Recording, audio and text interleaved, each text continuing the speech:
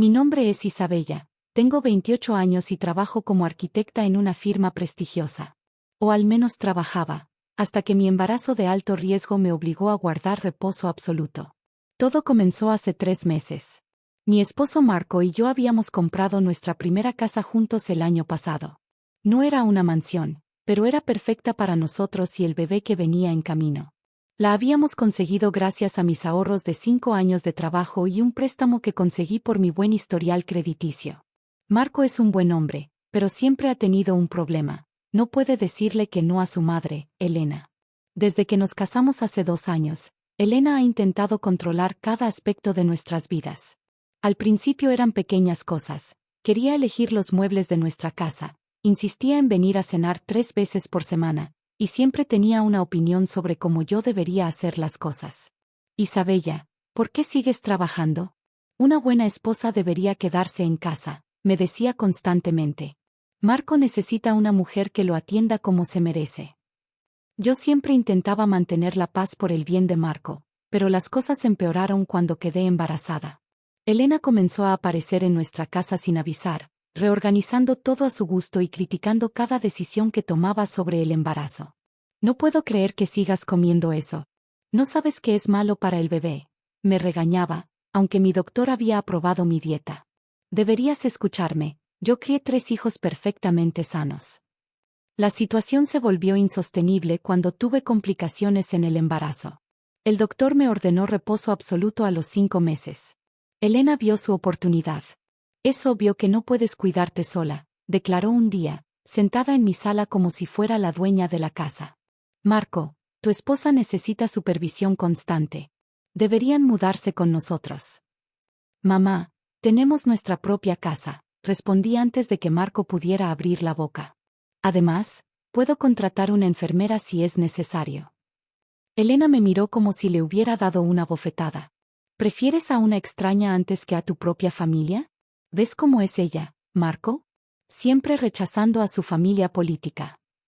Marco, como siempre, se quedó en silencio, mirando el suelo. Ese fue el primer error. Las cosas empeoraron cuando tuve que ser hospitalizada por contracciones prematuras. Pasé 2 semanas en el hospital, conectada a monitores y rezando para que mi bebé estuviera bien. Marco venía a visitarme, pero siempre parecía nervioso y distraído. ¿Está todo bien en casa?, le preguntaba. Sí, mi madre está ayudando a cuidar todo, respondía vagamente. Lo que no sabía era que cuidar todo significaba algo muy diferente para Elena. Un día, mientras estaba en el hospital, recibí una llamada de mi vecina Julia. Isabella, hay personas sacando muebles de tu casa. Tu suegra está supervisando todo y hay un letrero de vendido en el jardín. Mi mundo se detuvo. Con manos temblorosas, llamé a Marco. ¿Es cierto? Tu madre vendió nuestra casa. Isabella, escucha, su voz sonaba débil. Mamá dice que es lo mejor.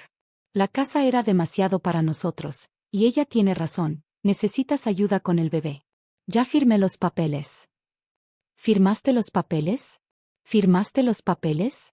Era mi casa. El préstamo está a mi nombre. Técnicamente, interrumpió la voz de Elena en el fondo, como están casados, Marco tiene derecho sobre la propiedad. Y como tu esposo, tomó la mejor decisión para su familia. Me quedé en silencio, las lágrimas corriendo por mis mejillas mientras los monitores del bebé empezaban a sonar más rápido. Ya verás que es lo mejor, continuó Elena, quitándole el teléfono a Marco. Ahora tendrás que vivir con nosotros, donde puedo asegurarme de que hagas las cosas correctamente. Podía escuchar la sonrisa en su voz. Había ganado. O eso creía ella. Lo que Elena no sabía era que mi abuelo, un importante juez retirado, venía en camino desde otro estado. Le había llamado llorando después de colgar con Marco, y su respuesta fue inmediata: no te muevas, cariño. Voy para allá con mi abogado. Mi abuelo Roberto llegó al hospital al día siguiente. A sus 75 años, seguía siendo una figura imponente, con ese aire de autoridad que solo décadas en la judicatura pueden dar. Cuando entró a mi habitación, sus ojos se suavizaron al verme conectada a todos esos monitores. Mi pequeña, dijo, besando mi frente. No te preocupes por nada. Jorge, mi abogado, ya está revisando todo. Jorge, un hombre de mediana edad con gafas de montura fina, asintió mientras revisaba documentos en su tablet. La venta es completamente ilegal, declaró. Tu esposo no tenía autoridad para vender una propiedad que está bajo tu nombre, independientemente de su estado civil. En ese momento, Elena entró a la habitación como un torbellino, con Marco siguiéndola como una sombra. Isabella, ¿por qué no contestas el teléfono? Necesitamos discutir la mudanza ahí. Se detuvo en seco al ver a mi abuelo. ¿Y usted es? Preguntó con ese tono condescendiente que tanto detestaba. Mi abuelo se levantó lentamente, su 1,80 m de altura pareciendo aún más imponente. Soy el juez Roberto Mendoza, abuelo de Isabella. Se giró hacia Marco. Y usted debe ser el joven que pensó que podía vender ilegalmente la propiedad de mi nieta. El color abandonó el rostro de Marco. Elena, sin embargo, no captó la gravedad de la situación. ¿Ilegal? No sea ridículo. Marco es su esposo, tiene todo el derecho. Señora, interrumpió Jorge, me temo que está gravemente equivocada. La propiedad está exclusivamente a nombre de Isabella, y el préstamo también. Su hijo no tenía autoridad legal para firmar esos documentos de venta. De hecho, continuó, ajustándose las gafas, esto podría considerarse fraude. Fraude, tartamudeó Marco, hablando por primera vez. Sí, fraude, confirmó mi abuelo. Un delito serio que podría resultar en tiempo en prisión. Elena finalmente pareció entender la seriedad del asunto. Su rostro pasó del rojo al blanco en segundos. Pero, solo intentábamos ayudar. Isabella necesita supervisión, y en nuestra casa. En su casa nada, cortó mi abuelo. Jorge, muéstrales los documentos. El abogado sacó varios papeles de su maletín. Tenemos una orden judicial que invalida la venta. Los compradores ya han sido notificados. Además, añadió, sacando otro documento, tenemos una orden de restricción temporal contra ambos, prohibiéndoles acercarse a Isabella o a su propiedad.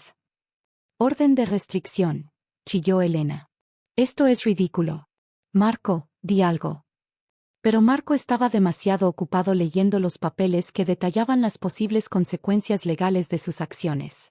Tienen dos opciones, continuó Jorge. Primera, cooperan completamente, revierten la venta, y devuelven cualquier dinero recibido. En este caso, no presentaremos cargos por fraude. ¿Y la segunda opción? Preguntó Elena, aunque su voz había perdido toda su anterior confianza. La segunda opción es que nos veremos en corte, respondió mi abuelo. Donde, les aseguro, no solo perderán el caso, sino que Marco enfrentará cargos criminales. El silencio que siguió fue ensordecedor, interrumpido solo por el constante pitido de los monitores del bebé. Marco, dije finalmente, mi voz más firme de lo que me sentía. Quiero el divorcio. No, gritó Elena. No puedes divorciarte. El bebé necesita un padre. El bebé necesita una madre fuerte y saludable, corrigió mi abuelo. Y claramente, el estrés que ustedes le están causando a mi nieta no es bueno ni para ella ni para mi bisnieto. Marco finalmente levantó la mirada de los documentos. Por primera vez desde que lo conocía, vi miedo real en sus ojos. Yo firmaré lo que sea necesario, murmuró. No quiero ir a la cárcel. Marco, exclamó Elena, pero él la interrumpió. Basta, mamá. Mira lo que causaste, lo que causamos. Elena lo miró como si le hubiera dado una bofetada. ¿Yo? Todo lo que he hecho ha sido por tu bien. Señora, intervino una enfermera que había entrado al escuchar los gritos, necesito que se retiren. Los signos vitales de la paciente se están alterando. Tienen 24 horas para iniciar el proceso de reversión de la venta, declaró Jorge. Si no recibo noticias suyas mañana a esta hora, presentaré los cargos. Mientras Elena y Marco eran escoltados fuera de la habitación, pude ver cómo el mundo perfecto que Elena había intentado construir y controlar se desmoronaba frente a sus ojos. Marco, por su parte, parecía haber envejecido 10 años en una hora. Mi abuelo se sentó junto a mi cama y tomó mi mano.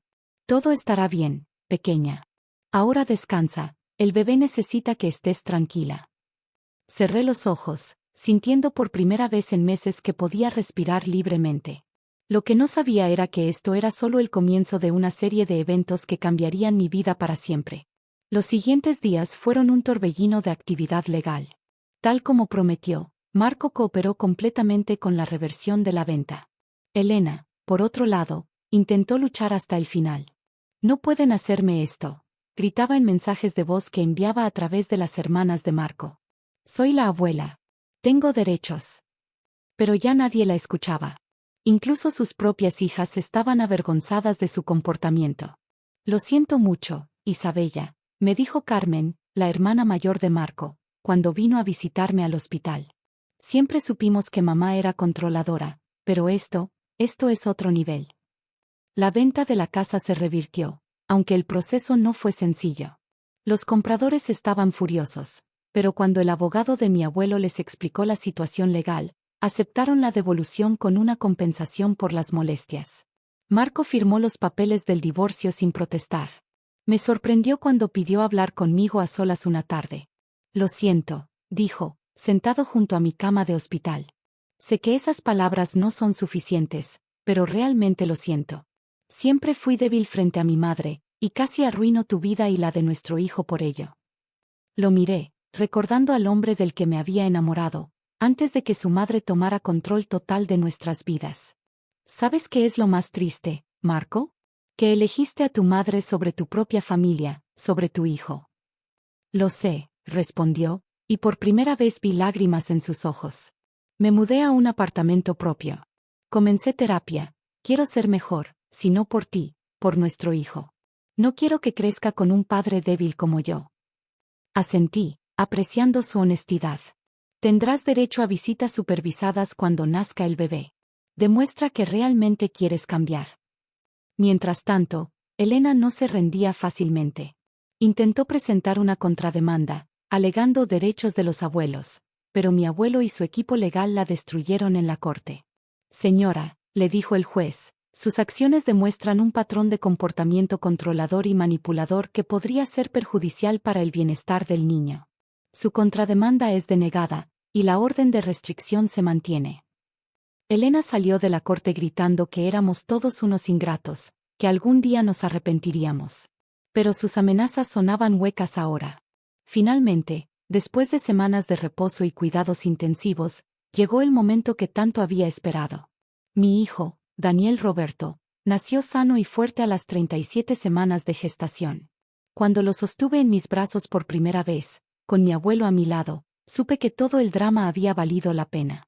Es perfecto, susurró mi abuelo, con lágrimas en los ojos. Los meses siguientes trajeron muchos cambios. Mi abuelo decidió mudarse a nuestra ciudad para estar más cerca de nosotros.